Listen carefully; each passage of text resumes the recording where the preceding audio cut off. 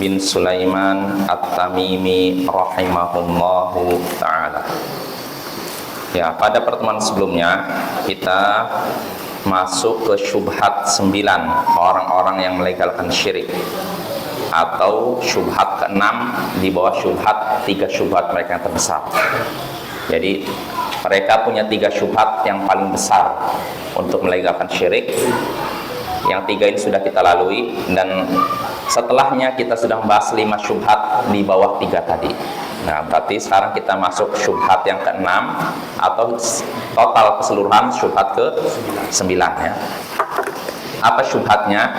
Di sini kata mereka, orang-orang musyrik yang disebutkan dalam Al-Quran, itu musyrikin Quraisy, musyrikin Arab, mereka tidak bersaksi la ilaha illallah. Mereka juga mendustakan Rasul, mengingkari hari kebangkitan, mendustakan Al-Quran, dan menyatakan bahwa itu sihir. Ini syubhatnya Bapak ya. Jadi katanya orang-orang musyrik yang disebutkan dalam Al-Quran dulu, yaitu mereka tidak bersaksi la ilaha illallah, tidak mau mengucapkan la ilaha illallah. Betul? Betul kan? Gak mau ucapkan la ilaha illallah. Mereka juga mendustakan Rasul Nabi Muhammad. Betul? Nah, lalu mereka juga mengingkari hari kebangkitan. Betul? Ya. Mereka mendustakan Al-Quran. Betul? Menganggapnya sihir. Betul ya? Nah ini. Jadi ini mereka ini dulu tuh orang-orang yang tidak mengucapkan la ilaha illallah, mendustakan Rasul, mengingkari hari kebangkitan, lalu mendustakan Al-Quran, bahkan menyatakan bahwa itu sihir. Sedangkan kami, kata mereka nih, kami bersaksi tidak ada yang berhak disembah kecuali Allah, la ilaha illallah. Dan kami juga bersaksi bahwa Muhammad adalah Rasulullah. Kami membenarkan Al-Quran, kami katakan Al-Quran benar. Kami juga beriman kepada hari kebangkitan. Bahkan kami sholat, kami puasa. Maka bagaimana bisa kalian menjadikan kami seperti mereka? Mereka ini siapa? Musyrik dulu yang menolak Al-Quran, tidak mengucapkan la ilaha illallah, mendustakan Rasul, lalu mengingkari hari kebangkitan. Bagaimana bisa disamakan kami dengan mereka? Nah ini sekilas masuk akal, tapi ini sebenarnya mudah dibantah Bapak ya. Jadi mereka nggak mau disamakan dengan orang musyrik. Artinya apa? Mereka itu jelas nolak Al-Quran, nolak Nabi Muhammad. Sedangkan kami mengucapkan la ilaha illallah. Kami juga mengimani Al-Quran itu benar. Bahkan kami puasa, sholat. Bagaimana bisa kalian samakan kami dengan mereka? Ini tidak adil, kata mereka. Ya, ibaratnya begitu. Namun apa jawabannya? Cara menjawab syubhat seperti ini, kata Syekh annahu, bahwasanya ini sudah kita bahas ya. Bahwasanya tidak ada perbedaan pendapat di antara para ulama kalau ada seseorang yang membenarkan Rasulullah dalam satu perkara, tapi mendustakan beliau dalam perkara yang lain, maka orang tersebut adalah kafir. Betul tidak? Para ulama sepakat nih, kalau ada orang menyatakan, oh Muhammad Rasulullah benar dalam hal A, tapi dalam B salah. Nah orang seperti ini statusnya apa? Kafir ya, tidak masuk Islam. Demikian pula orang yang beriman kepada sebagian isi Al-Quran lalu menolak sebagian yang lain. Apa statusnya? Kafir ya. Seperti orang yang misalkan nih mengakui tentang tauhid, dia mengakui tauhid Allah itu esa, betul, tapi dia menolak kewajiban sholat. Saya yakin Allah lah Tuhan yang esa, kita hanya beribadah pada Allah, tapi sholat 5 waktu tidak wajib. Apa status orang seperti ini? Kafir ya. Walaupun dia mengesahkan Allah, tapi kalau dia nolak kewajiban sholat 5 waktu, jangankan sholat 5 waktu, satu sholat saja, saya yakin sholat duhur, asar, maghrib, isya ini kewajiban, adapun subuh tidak wajib. Apa hukumnya? Kafir. Satu aja kafir kan? Ya tidak ya. Nah ini kata Syekh, atau misalkan ada orang yang mengakui tauhid, dia mengakui Allah itu esa, kita hanya beribadah kepada Allah saja, dan saya yakin sholat 5 waktu wajib, tapi menolak kewajiban zakat. Zakat tidak wajib. Apa status orang seperti ini? Kafir kan? Lihat tuh. Nah, atau kata Syekh, dia mengakui semua itu, mengakui tauhid, Allah itu esa, mengakui kewajiban sholat 5 waktu, mengakui kewajiban bayar zakat, tapi dia menolak kewajiban puasa Ramadan. Apa status orang ini? Kafir kan? Ya. Au aqarra bihadza kullihi wajahadal hajj. Atau ada orang yang mengakui semua tadi, dia mengakui keesaan Allah. Allah itu esa, tidak boleh disekutukan, tidak boleh beribadat pada selain Allah. Dan sholat 5 waktu wajib, bayar zakat wajib, puasa wajib, tapi haji tidak wajib. Apa status orang seperti ini? Kafir, lihat kan? Jelas apa ya? Jadi cukup satu aja udah bisa mengeluarkan seorang dari Islam. Untuk bagaimana kalau lebih dari satu ya? Jelas ya? Kita sampai sini kan? Ya sampai sini ya. Lalu kata Syekh sini, walamma lam yanqad an unasun fi zamanin Nabi sallallahu alaihi wasallam lil hajj anzalallahu fi haqqihim walillahi 'alan nasi hajjul baiti man istata'a ilaihi sabila wa ma kafara fa innallaha ghaniyyun 'anil 'alamin. Tatkala ada orang-orang di zaman Nabi yang tidak mau menerima kewajiban haji, tidak mau tunduk terhadap kewajiban haji, maka Allah pun menurunkan firman-Nya terkait dengan mereka dalam surat Ali Imran ayat 97, walillahi 'alan nasi hajjul bait. Kewajiban manusia kepada Allah yaitu mengunjungi Baitullah, haji ke tanah suci. Bagi semua orang? Tidak. Allah katakan man istata'a ilaihi sabila, bagi orang yang sanggup menempuh jalan menuju itu. Ya, yaitu bagi orang yang mampu dari sisi fisik maupun harta. Ya, ini ya. Lalu Allah katakan waman kafara fa innallaha ghaniyyun 'anil 'alamin. Siapa yang kafir, ingkar, maka Allah tidak membutuhkan seluruh alam semesta. Ingkar apa? Terhadap kewajiban haji. Allah tidak butuh seluruh isi alam semesta. Nah, di sini Bapak-bapak, kata Syekh ini, jadi kan tadi kita kembali lagi, kalau ada orang nih, dia mengakui keesaan Allah, dia mengakui sholat 5 waktu wajib, dia mengakui bahwasannya bayar zakat wajib, mengakui puasa Ramadan wajib, tapi dia tidak mengakui kewajiban haji. Apa statusnya orang ini? Kafir, ya kan? Nah, satu saja diingkari, kafir. Lalu kata Syekh, waman aqarra bihadza kullihi wa jahadal ba'd kafara bil ijma' wa halada damuhu wa maluhu kama qala Allah Ta'ala innal ladzina yakfuruna billahi wa rusulihi wa yuriduna ay yufarriqu bainallahi wa rusulihi wa yaquluna nu'minu bi ba'dhin wa nakfuru bi ba'dhin wa yuriduna an yattakhidhu baina dzalika sabila ulaika humul kafiruna haqqan wa a'tadna lil kafirina 'adzaban muhina. Kata Syekh ini, siapa yang mengakui semua tadi itu apa? Dari keesaan Allah, lalu apa? Sholat, zakat, puasa Ramadan, terus berapa? Satu lagi, haji. Siapa yang mengakui semua ini wajib, tapi dia mengingkari hari kebangkitan. Saya mengakui Allah itu esa, sholat 5 waktu wajib, bayar zakat wajib, puasa Ramadan wajib, melaksanakan haji wajib, tapi tidak ada yang namanya hari kiamat, tidak ada yang namanya hari kebangkitan. Apa status orang ini? Kafir kan? Ya. Orang seperti kafir berdasarkan kesepakatan para ulama. Dan darah dan hartanya jadi halal. Artinya apa? Layak dihukum mati. Apa ya? Jadi maksud halal darah itu bukan darahnya boleh diminum. Karena ada dulu saya punya perkiraan seperti itu. Setiap ada kata halal darahnya, oh berarti darahnya boleh diminum. Nah, ini keliru ya. Dan ini mungkin anggapan salah yang muncul dari sebagian orang-orang kafir. Saya dulu pernah lihat film propaganda yang dibuat Amerika ketika perang Afghanistan yang dulu, bukan yang Taliban sekarang, yang dulu. Jadi ketika itu digambarkan kan masyarakat Afghanistan melawan Uni Soviet kan, lalu akhirnya kalah kan. Nah, ketika itu ada aksi heroik seorang wanita Afghanistan menghadang tank sehingga akhirnya tentara Soviet yang di tank itu mati. Nah, di akhir filmnya ditampakkan perempuan ini keluar dari tank dalam keadaan darah di sini. Maksudnya apa? bukan terluka, maksudnya apa? Minum darah. Jadi bayangan orang kafir, oh darah manusia halal nih. Ini orang bodoh apa ya? Nggak paham. Maksud halal darah artinya dia bisa boleh ditumpahkan. Karena apa? Sudah melanggar. Ya. Jelas apa ya? Ini maksudnya ini. Dan halal hartanya, maksudnya hartanya bukan dimakan, tapi boleh disita untuk kaum muslimin.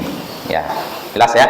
Artinya orang seperti ini murtad, Bapak ya. Orang murtad dalam Islam itu nyawanya tidak dihargai, artinya dihukum mati. Terus hartanya dikemanakan? Untuk anaknya? Enggak, untuk negara, baitul mal namanya, disita. Jelas ya.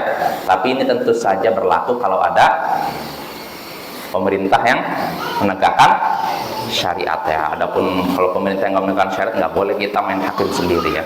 Ada orang murtad langsung nggak boleh, haram ya. Nah, kita kembali lagi. Kata Syekh, siapa yang mengakui semua tadi 5 rukun Islam tadi, tapi dia menolak adanya hari kebangkitan, maka orang seperti ini kafir, halal darah dan hartanya, sebagaimana Allah berfirman dalam surat An-Nisa ayat 150 sampai 151, innal ladzina yakfuruna billahi wa rusulihi, sesungguhnya orang-orang yang kafir kepada Allah dan para rasulnya, kafir kepada Allah dan para rasulnya, wa yuriduna ayyufarriqu bainallahi wa rusulihi, dan mereka ingin membedakan antara Allah dan para rasulnya. Orang yang kafir kepada Allah dan para rasulnya ingin membedakan antara iman kepada Allah dengan iman kepada para rasul. Seperti apa maksudnya? Wa yaquluna nu'minu bi ba'di wa nakfuru bi ba'd. Mereka berkata, kami beriman kepada sebagiannya dan mengingkari sebagian yang lain. Maksudnya apa? Kami beriman kepada Allah tapi tidak beriman kepada Rasul. Kami beriman kepada Nabi Adam tapi tidak beriman kepada Nabi Nuh. Kami beriman kepada Nabi Musa tapi tidak beriman kepada Nabi Isa. Jelas ya? Ini beriman kepada sebagian lalu menolak sebagian. Nah, orang seperti ini, kata Allah, wa yuriduna ayyattakhidhu baina dzalika sabila. Mereka ingin mencari jalan tengah antar semua itu. Nggak mau beriman kepada Allah dan Rasulnya, cari tengah. Saya nggak dianggap beriman kepada Allah tapi tidak beriman kepada Rasul. Jadi pengen cari jalan tengah. Maka orang seperti ini statusnya seperti apa? Ulaika humul kafiruna haqqan. Mereka itulah orang kafir yang sebenarnya.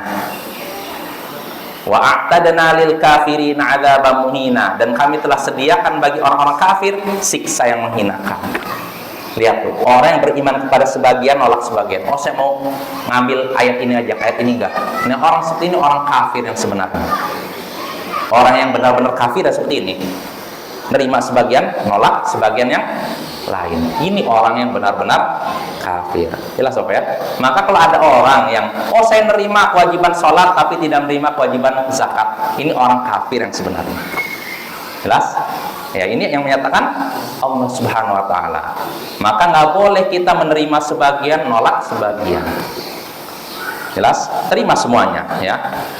Lalu kita lanjut lagi, kata Syekh, wa idza kana Allah qad sarraha fi kitabih anna man amana bi ba'din wa kafara bi ba'din fa huwa kafirun haqqan wa annahu yastahiqqu ma dzukir, zalat hadhihi syubhah wa hadhihi allati dzakara ba'du ahli al-ahsa fi kitabihi alladhi arsala ilaina. Jika memang Allah telah menegaskan dalam Al-Quran bahwasanya orang yang beriman kepada sebagian kitab dan kafir kepada sebagian kitab yang lain, dia adalah orang kafir yang sebenarnya. Kan tadi kan orang yang beriman sebagian, nolak sebagian. Ini orang yang benar-benar kafir. Nah, kalau memang Allah sudah menegaskan bahwa ini orang-orang benar kafir, dan orang seperti ini layak mendapatkan apa yang sudah disebutkan, mendapatkan apa tadi, siksa yang menghinakan, maka telah lenyaplah syubhat tadi. Syubhat apa? Tadi yang katanya, bagaimana bisa kalian menyamakan kami dengan orang-orang musyrik dulu? Orang musyrik dulu tidak beriman kepada Rasul, tidak beriman. Kalau kami beriman kepada Rasul, kami mengimani Al-Quran, kami sholat puasa. Jelas ya? Jadi mereka, maksudnya gini, mereka kan melakukan syirik ini. Orang yang dibantah syirik ini kan melakukan syirik. Contohnya meminta tolong kepada penghuni kubur, menyembelih ayam untuk jin. Ini kan musyrik kan? Ya tidak. Nah, ketika mereka dibilang musyrik, mereka nolak dan menyatakan, bagaimana kamu ini seperti orang-orang musyrik jahiliyah. Tiba-tiba mereka nolak, bagaimana bisa kalian samakan kami dengan mereka? Loh, maksudnya gimana? Jelas beda, tidak adil. Kenapa? Orang musyrik zaman dahulu tidak mengucapkan syahadat, tidak apalagi mengimani Al-Quran, tidak mempercayai hari kebangkitan, mendustakan Rasul. Sedangkan kami berucapkan dua kalimat syahadat, meyakini Al-Quran, meyakini hari kebangkitan, bahkan kami puasa dan sholat. Artinya tidak mungkin kami jadi musyrik. Jelas ya? Ini belajar syubhat apa ya? Ini syubhat Banten biar kita kritis ya. Jadi artinya kalau ada orang melakukan syirik satu, sudah lenyap semua keislamannya, lenyap semua amalannya. Jadi nggak mesti harus semuanya. Jelas ya? Jadi gini Bapak, pembatal keislaman itu kan ada banyak. Nggak mesti harus semuanya dilakukan baru batal keislaman. Saya berikan analogi sederhana saja. Pembatal sholat ada banyak tidak? Ada berapa? Coba kita sebutkan 3 saja. Apa contohnya? Tidak menghadap kiblat dengan sengaja. Dengan kiblat ke sana tiba-tiba belok ke arah sana. Nah, apalagi? Apa? Batal wudunya, berhadas ya. Satu lagi. Tidak takbiratul ihram. Nah, ini tidak Allahu Akbar. Bukan angkat tangannya Bapak ya. Karena ada orang yang salah paham. Katanya kalau sholat wah, batal. Kalau misalkan tidak ngangkat begini, langsung Allahu Akbar, batal. Enggak. Yang maksud takbiratul ihram bukan angkat tangannya, tapi ucapan Allahu Akbar di awal sholat. Itu takbiratul ihram. Itu rukun. Kalau ada orang, misalkan Bismillahirrahmanirrahim, Alhamdulillah. Apa status sholatnya? Tidak sah kan? Karena tidak mengucapkan apa? Takbiratul ihram. Dan takbiratul ihramnya tidak mesti dikeraskan. Kalaupun pelan sudah cukup. Termasuk sholat berjamaah. Kalau ada imam nih, misalkan imam karena jahil, dia baru mu'alaf misalkan, dia jadi imam, dan makmum di belakangnya nggak tahu kalau dia mu'alaf, silakan. Si mu'alafin, saya nggak bisa udah, karena dia mungkin pakai peci, kebetulan pakai jubah, disuruh maju. Akhirnya dia mengucapkan Allah, tapi nggak dikeraskan. Makmum belakang bingung, kok nggak dikeraskan? Setelah itu, Bismillahirrahmanirrahim, Alhamdulillahirabbil alamin, belakang bingung. Selesai sholat, dibaca tidak tadi? Dibaca tapi pelan, tidak salah. Nah, itu keliru. Ya, maksud takbiratul ihram itu Allahu Akbar ini tidak mesti dikeraskan. Kalaupun pelan itu sudah sah. Yang tidak sah itu kalau tidak dibaca sama sekali, langsung walaupun ngangkat tangan ya, langsung Bismillahirrahmanirrahim, Alhamdulillahirabbil alamin. Nah, ini batal. Jelas ya? Jadi tadi kita menyebutkan 3 pembatal salat. Pertama, tidak menghadap kiblat dengan sengaja. Kiblat ke sana, sana. Terus kedua tadi hadat, misalkan buang angin. Ketiga, tidak takbiratul ihram. Nah, saya mau nanya, kalau ada orang yang melaksanakan 1 pembatal salat saja, dia sholat, setelah itu belok ke arah sana, batal tidak sholatnya? Nah, lalu yang kedua, dia lagi sholat lalu buang angin, batal tidak? Batal ya. Lalu terakhir, dia ketika sholat tidak mengucapkan takbiratul ihram, batal tidak? Berarti cukup 1 pembatal sholatnya jadi batal. Jadi sholat seorang tidak batal dengan disyaratkan harus semuanya dilakukan pembatal sholat, ya tidak? Jadi nggak disyaratkan harus pertama tadi tidak menghadap kiblat, menghadapnya ke sana, lalu tadi buang angin, sama tidak mengucapkan Allahu Akbar, takbiratul ihram baru batal. Kalau 1 tidak batal, apa begitu? Nah kan? Walaupun cuma 1 batal, ya tidak? Nah begitu pula keislaman seorang, keimanan seorang dengan 1 pembatalnya udah batal. Nggak mesti harus. Jelas? Karena orang yang melakukan syirik zaman syekh, mereka nggak mau mengakui diri mereka melakukan syirik, nggak mengakui bahwa diri mereka sudah melakukan pembatal Islam dengan alasan cuma 1. Orang musyrik Quraisy dulu kan ini kalau kamu cuma 1 ibaratnya gitu, maka bagaimana bisa kami disamakan dengan mereka? Jelas Bapak ya?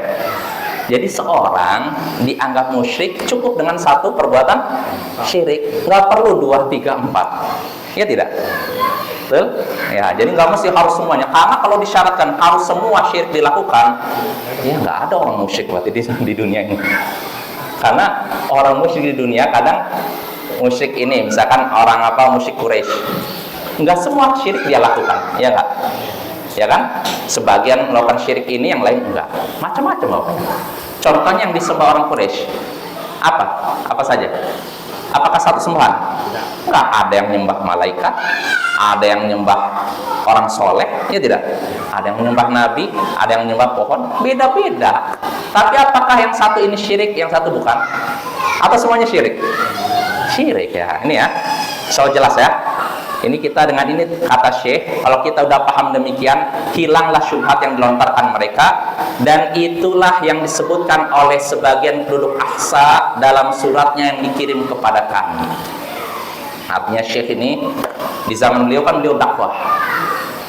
Dari Dir'iyah terus sampai ke Riyadh, terus sampai ke Mekah Madinah, beliau dakwah lewat ini diantaranya. Surat dan mengirim murid-murid beliau. Jadi Bapak, di antara sebab tersebarnya dakwah tauhid di Hejaz dan Najd ketika itu setelah pertolongan Allah, di antaranya giatnya murid-murid Syekh dalam menyebarkan ilmu. Karena kalau cuma Syekh Muhammad bin Abdul Wahab di tempat saja, dakwahnya tempat saja, nyampe ke Mekah Madinah, nyampe ke Indonesia, nyampe. Terus siapa yang menyebarkan? Murid-murid beliau lah yang giat menyebarkan.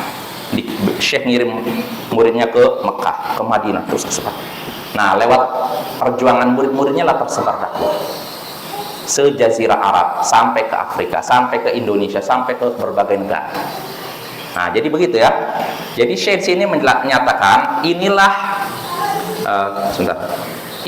yang disebutkan oleh sebagian penduduk Al-Ahsa dalam suratnya yang dikirimkan kepada kami. Artinya gini, sebagian penduduk Ahsa mengirim kepada Syekh bahwasanya orang-orang yang melakukan syirik, mereka tidak mau dianggap musyrik dengan alasan kami cuma melakukan satu saja. Bagaimana bisa disamakan dengan musyrikin Quraisy, musyrik di zaman jahiliyah? Jadi menurut mereka seorang dianggap musyrik kalau melakukan syiriknya bukan cuma satu, tapi banyak. Nah, maka terbantahkanlah pernyataan mereka lewat buku Syekh ini.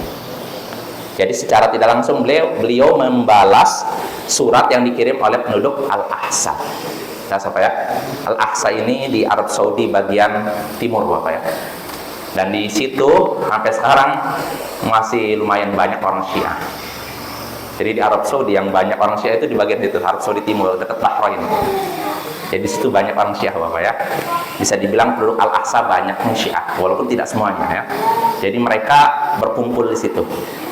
Markasnya mereka di situ. Walaupun ada di beberapa tempat, Mekah Madinah ada, tapi tidak punya gaung istilahnya. Yang punya gaung di situ, di daerah Al-Ahsa itu. Jelas? Nah, lalu berikutnya Syekh menyebutkan lagi untuk membantah tadi lagi.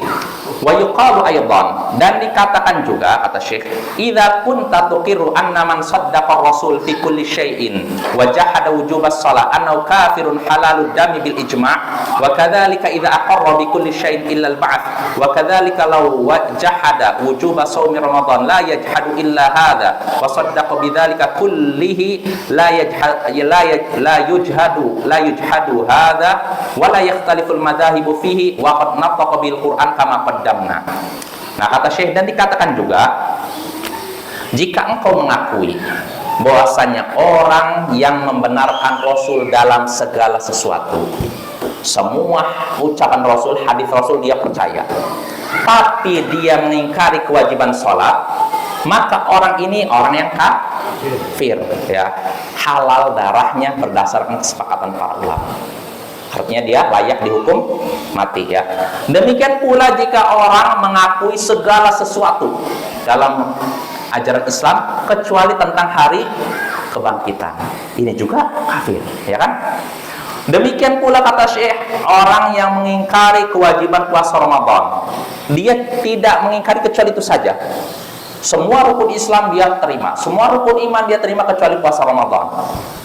Jelas? Maka orang seperti ini pun kafir ya kan. Nah, maka kata Syekh, dan para ulama mazhab tidak berbeda pendapat dalam hal ini. Dan itu pun sudah disebutkan dalam Al-Quran sebagaimana telah kami kemukakan.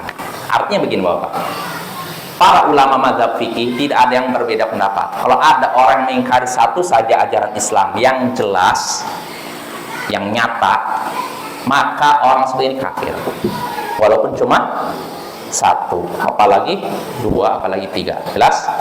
Wa ma'lum, lalu kata Syekh, wa ma'lumun anna tauhid huwa a'zamu fariidatin ja'a biha an-nabiy sallallahu alaihi wasallam wa huwa a'zamu minas salati waz zakati was shaumi wal hajj. Nah ini.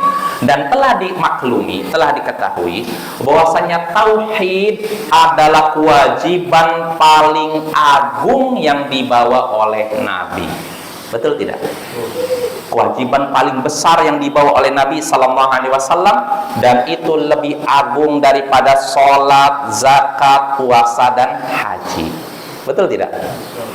Nah ini kan tauhid ini lebih besar pada sholat, zakat, puasa, dan haji. Nah, maka kata Syekh, fa kaifa idza jahadal insanu syai'an min hadhil umur kafar walau amila bi kulli ma jaa'a bihi rasul wa idza jahada tauhid alladhi huwa dinur rusuli kullihim la yakfur. Nah, kalau memang kita tahu tauhid itu lebih agung, lebih besar, lebih mulia, lebih penting daripada sholat, zakat, puasa, dan haji, maka bagaimana bisa kalau seseorang mengingkari satu saja perkara tadi, dia kafir? Mengingkari sholat, satu sholat saja kafir. Mengingkari puasa Ramadan satu hari saja kafir. Kalau orang yang mengingkari satu perkara ini saja kafir, walaupun dia melakukan semua amalan yang lain, maka bagaimana bisa kalau menolak tauhid yang mana itu adalah agama seluruh rasul, dia tidak kafir? Artinya gini Bapak, kalau nolak ibadah, satu ibadah yang sudah pasti gitu aja kafir, maka bagaimana bisa menolak tauhid yang mana itu adalah inti dari Islam, inti dari agama para nabi, lalu tidak kafir? Jelas tidak? Artinya kalau nolak sholat, ini kan sholat itu kan urutannya kedua setelah tauhid kan? Lalu apa tadi, puasa, zakat, ini kan di bawah tauhid. Nah, kalau nolak haji saja kafir, nolak puasa Ramadan suatu hari aja kafir, maka bagaimana bisa kalau nolak tauhid, inti dasar dari semua ibadah, justru tidak kafir? Jelas tidak? Ini Syekh ingin menyadarkan mereka, ketika mereka menolak keesaan Allah, menyatakan boleh ibadah kepada Syekh Abdul Qadir Jailani, boleh doa kepada Nabi, boleh doa kepada wali, ini kan sama saja mengingkari tauhid. Kalau mengingkari sholat saja kafir, bagaimana pula dengan mengingkari tauhid? Apalagi tauhid adalah inti dakwah para rasul, bahkan inti dari agama Islam. Ya tidak? Inti dari semua ajaran para rasul. Betul tidak? Kalau mengingkari yang cabang saja kafir, apalagi mengingkari yang intinya. Bisa dipahami ya?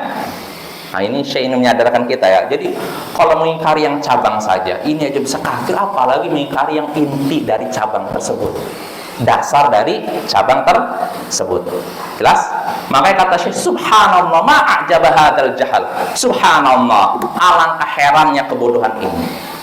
Artinya sebagian orang berpendapat kalau mengingkari sholat kafir, tapi kalau mengingkari tauhid tidak kafir. Ini kan aneh, ya tidak? Aneh kan? Kalau menolak kewajiban sholat kafir, tapi menolak tentang keesaan Allah tidak kafir. Nah ini tentu kebodohan yang menakjubkan. Di sini Syekh menyatakan subhanallah, tandanya apa? Kagum. Nah, kalau kata subhanallah Bapak, asalnya diucapkan untuk sesuatu yang dianggap mungkar, dianggap buruk. Tapi kalau yang bagus, masya Allah. Cuman kalau orang Indonesia dibalik. Kalau melihat yang bagus, subhanallah.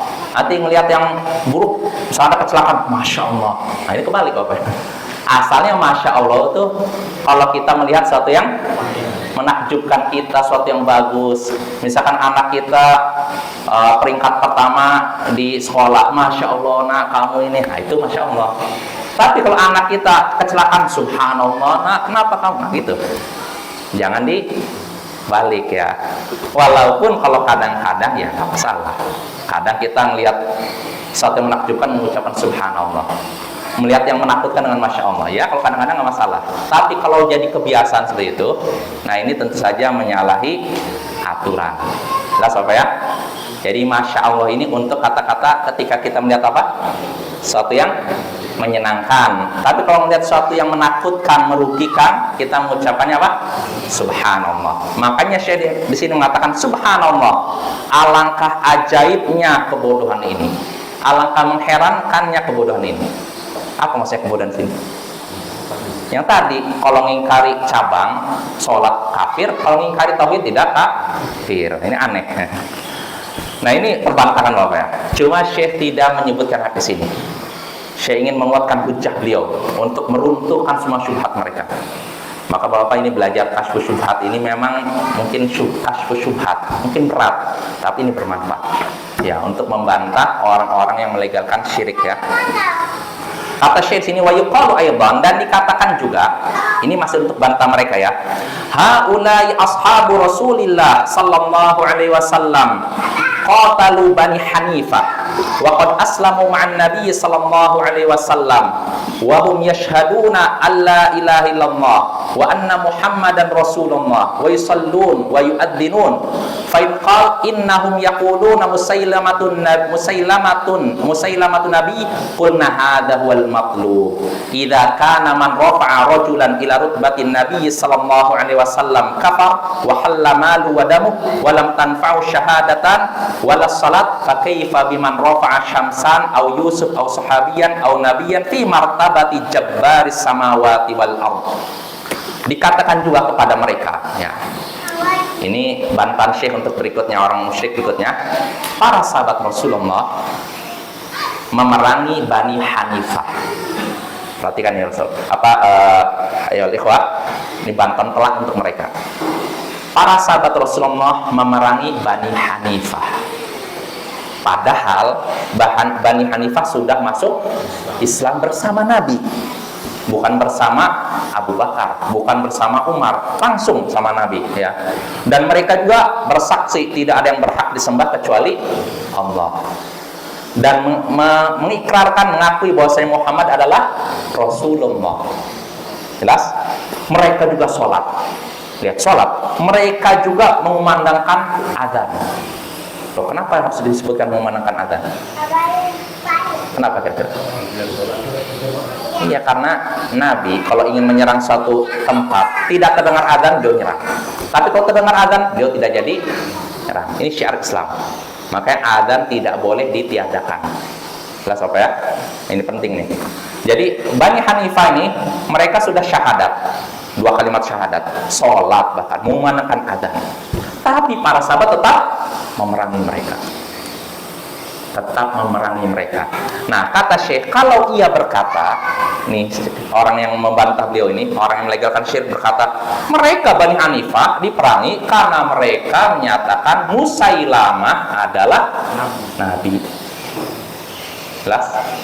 Jadi wajarlah para sahabat Nabi memerangi Bani Hanifah karena Bani Hanifah menyatakan Musailamah adalah Nabi. Jadi Bani Hanifah ini menyatakan ada nabi lain setelah Nabi Muhammad, yaitu Musailamah Al-Kadzdzab, pendusta. Dia mengaku sebagai nabi. Jelas ya? Nah, gimana nih? Akhir ya, cuman gimana cara bantahnya? Kata Syekh sini, inilah yang justru diinginkan. Bagus, kamu menyatakan mereka kafir karena menyatakan Musailamah adalah nabi. Inilah yang diinginkan. Maksudnya apa? Kata Syekh, kalau seorang yang mengangkat orang lain ke derajat nabi saja kafir, halal darah dan hartanya, dan tidak bermanfaat 2 kalimat syahadat yang dia lakukan, tidak bermanfaat juga sholat yang ia kerjakan, maka bagaimana pula dengan orang yang mengangkat Syamsan, Yusuf, atau seorang nabi atau seorang sahabat ke martabat kedudukan pencipta langit dan bumi? Siapa pencipta langit dan bumi? Artinya gini, kalau ngangkat seorang ke posisi nabi nih, dia bukan nabi, diangkat jadi posisi nabi. Hukumnya apa? Kafir kan? Bermanfaat tidak 2 kalimat syahadatnya? Bermanfaat tidak salatnya? Tidak kan? Maka bagaimana pula dengan mengangkat seorang ke posisi pencipta langit dan bumi? Siapa? Allah. kalau mengangkat derajat seorang ke derajat Nabi saja kafir, apalagi mengangkat derajatnya ke derajat Allah. Jelas ya? Orang-orang melakukan musyrik kan gitu. Mereka udah menyamakan orang soleh dengan Allah. Ya tidak? Minta-minta kepada orang soleh, istighatsah kepada orang soleh, nyembelih hewan untuk orang soleh, jin. Berarti sudah menyamakan ini dengan Allah. Lebih parah daripada orang yang mengangkat derajat seorang seperti kedudukan. Jelas? Jelas ya? Nah, ini terbantahkan. Nah, di sini Syekh menyebutkan Syamsan, Bapak. Syamsan Yusuf ini adalah dua orang yang kuburannya dikultuskan, disembah di zaman Syekh Muhammad bin Abdul Wahab. Saya nggak tahu di mana lokasinya. Apakah sudah di kuburannya sudah diratakan? Karena zaman Syekh itu Syamsan Yusuf. Kalau zaman sekarang siapa? Masih banyak. Al-Badawi. Terus beberapa makam-makam, terutama makam-makam tarekat sufi itu. Ketika syekh-syekh mereka meninggal, biasanya makamnya dibuat kubah. Kadang dibuatkan masjid. Lalu tawaf di situ. Bapak, masalah tawaf di kubur, saya pikir cuma di luar negeri. Ternyata di Indonesia ada. Ada ya? Saya belum pernah lihat. Ada ya? Saya pikir cuma di luar negeri, cuma di Irak atau negara-negara yang kejahilan merajalela. Ternyata di Indonesia pun ada. Nah itu sudah mengangkat derajat orang yang dikubur menjadi derajat apa? Allah Subhanahu wa taala. Nah, kalau mengangkat derajat seorang ke derajat Nabi saja kafir, apalagi nah, jelas ya. Insyaallah pembahasan ini akan kita lanjutkan pada pertemuan berikutnya. Wassallallahu ala nabiyyina Muhammadin wa ala alihi wa sahbihi ajma'in. Wa akhiru da'wana anil hamdulillahi rabbil alamin. Assalamualaikum warahmatullahi wabarakatuh.